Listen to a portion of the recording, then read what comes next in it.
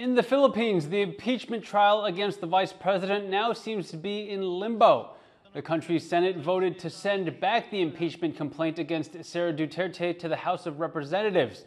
The lower house, which impeached Duterte in February, is accusing her of several charges, including misusing public funds.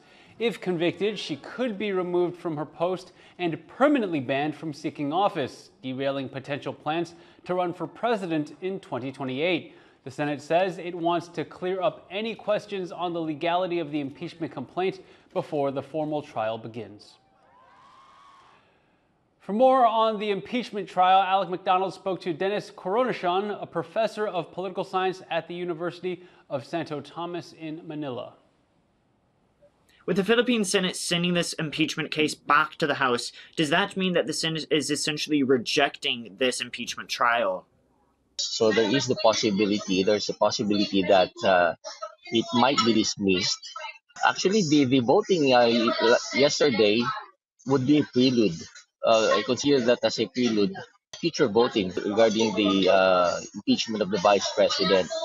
So, but of course, the senators would like to see to it that the constitutional infirmity that was raised by one of the senators regarding the impeachment complaint would have to be cured before they even start with the impeachment trial. It's possible that it would result in dismissal, functional dismissal of the impeachment complaint. With Sara Duterte positioning herself to be a presidential candidate in 2028, what are the long and short-term political implications? Yeah, I think almost everyone here is expecting that the vice president is going to run as a presidential candidate come 2028.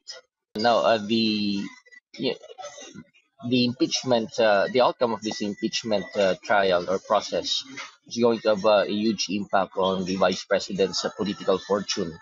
Should she be able to survive this impeachment complaint process, I think it would make her a very formidable candidate. Yesterday's voting by the senators, it shows us that the senators have so much respect for the vice president, or if not respect, fear, because of what her family has done in the midterm elections. How has the public been reacting over the past few days to these developments?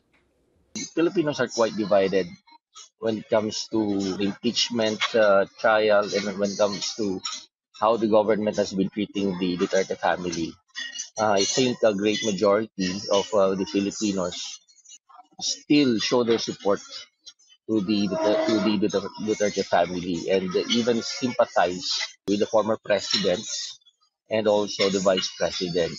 So they tend to believe the narratives that the Duterte family has been telling the public that what they're going through is political persecution.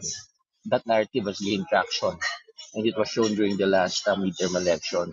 They continue to be popular even until now, despite all the issues that they have gone through.